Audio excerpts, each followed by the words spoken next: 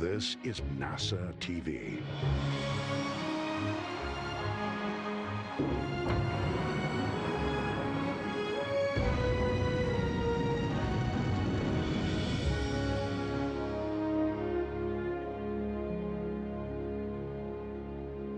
Good morning, everybody. I'm NASA's Dan Hewitt. Welcome from NASA's Johnson Space Center in Houston as we are going to spend the next hour talking to the returning astronauts of NASA's SpaceX Crew-4 mission.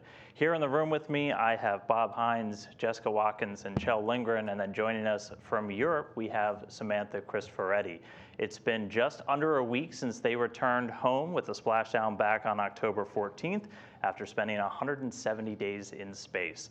So they're going to answer some of your questions today. We'll have media on the phone bridge, and then if you're following along on social media, you can use the hashtag AskNASA to submit your question. Before we kick things off, I'm going to hand it over to the Crew-4 Commander, Kjell Lindgren, for some quick opening remarks. Kjell. Thanks, Dan. Well, we are delighted to be here. It's great to be back on Earth. We had an extraordinary experience on the International Space Station, initially working with Crew-3, and then with our Expedition 67 colleagues, and then getting to see our Expedition 68 colleagues, Soyuz colleagues, and then Crew-5. And having that opportunity to all work together, getting to spend months on the space station conducting science and research to extend our presence in the solar system and improve life back here on Earth. And man, what an amazing experience from beginning to end, launching on the Crew Dragon rocket, on the Falcon, and then coming home and landing in the Atlantic. We are so grateful to all of the teams that were involved. Our training team, our operations team, folks sitting on flight console, and people, our teammates all over the world in mission control centers with our international partners, and of course our SpaceX partners who got us to the space station, supported us while we were on orbit, and got us home safely. So, obviously a huge thanks to our families as well, friends and families that provided support throughout the training cycle and supported us while we were on orbit.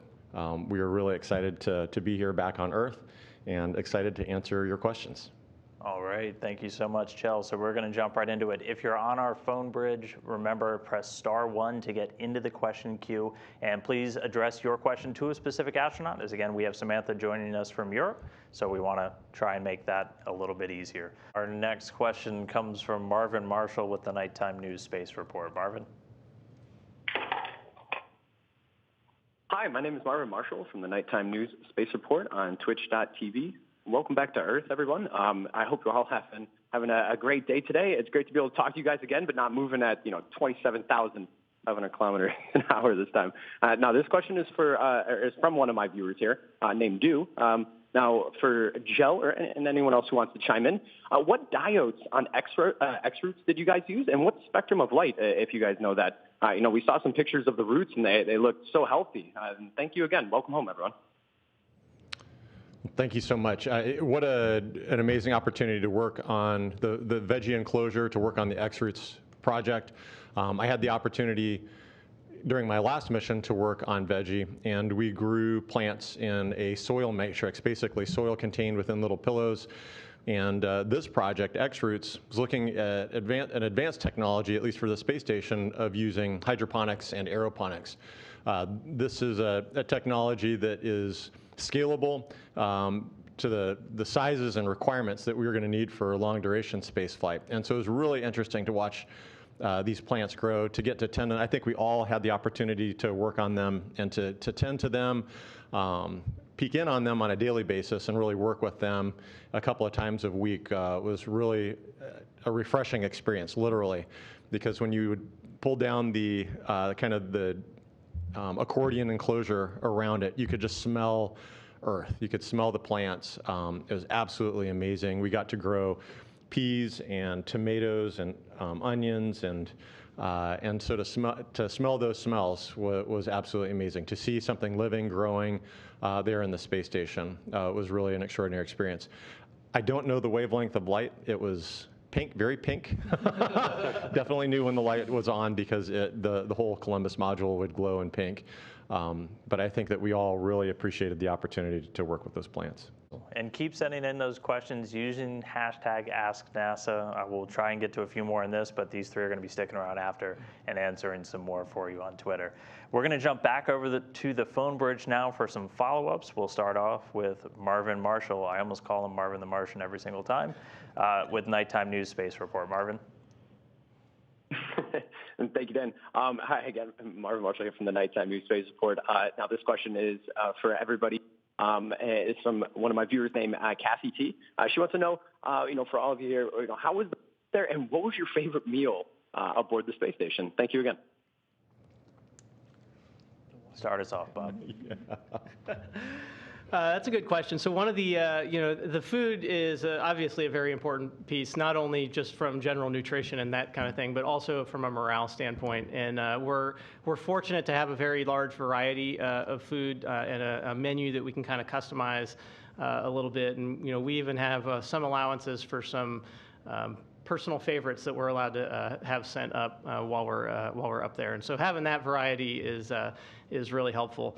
One of the little things that I really liked was just having some hard candy to suck on and have, just to kind of give some that fresh fruit kind of flavor or something like that. But the variety was really, really important. I think I was kind of a lasagna guy for the most part, so we had that opportunity, and thankfully we had Samantha along that brought a plethora of olive oil along, so we had all kinds of things to choose from there. But I would defer to Kjell and Wadi because they were very innovative with what they did with the food, and some of it was pretty spectacular, both visually and otherwise. One of my favorite things to do, well, first of all, putting anything in a tortilla made it at least 10% more delicious. So we did a lot of that. And one example of that was we had a burger patty available to us. And so we put the burger in the tortilla. And then I like to add a little bit of macaroni and cheese on top of the burger, and just a dab of barbecue sauce. Whataburger! Exactly. And so it kind of became a thing. So the Wadi burger was always spectacular. Yeah. I became notorious for putting more food into a tortilla than was probably wise. Or possible. Or possible. Only possible in zero-G. Right. And so I'd like to put a meat and then some type of a side, generally rice. There were a couple of times, and so every time I would do it, these guys would just shake their heads because it didn't look like it was going to fit. But I made it fit. And then one night, Bob was witness to the triple-decker where I put an extra side in there. And he claims that I unhinged my jaw to be able to eat that, but we have video evidence. It all worked. My favorites, actually, maple muffin tops, which was one of the breakfast foods, and one of the few baked items that we have. That was a favorite from last time and persisted as a favorite this time. And then I really liked oatmeal with brown sugar. That was kind of a breakfast treat for me. Those were my favorites. And over to Sam. I was a little bit spoiled because I had actual food pouches that were made specifically for me based on my requests and taste. And so those were my favorite, I would say. And probably two stood out. One was a main meal. It was a spelt salad with little tuna, asparagus, and other vegetables. And as Bob mentioned, I had an ample supply of Italian olive oil, and so I used to put a lot of olive oil on it. And then the other was more like either breakfast or dessert. It was like a yogurt pudding, freeze-dried, and it was chocolate flavored, and it had a lot of very delicious fruit in it. All right. We will end it on that note. Thank you, Kjell. Thank you, Wadi. Thank you, Farmer. Thank you, Samantha, for joining us from Europe. And thanks, everybody, for tuning in today to welcome home and ask some questions of Crew-4. Just wrapped up 170 days in space. Stick around on Twitter. Use the hashtag #AskNASA. These three will stick around here and answer a few more of your questions. But with that, we will call it a day. Everyone enjoy the rest of your week, and thanks for tuning in.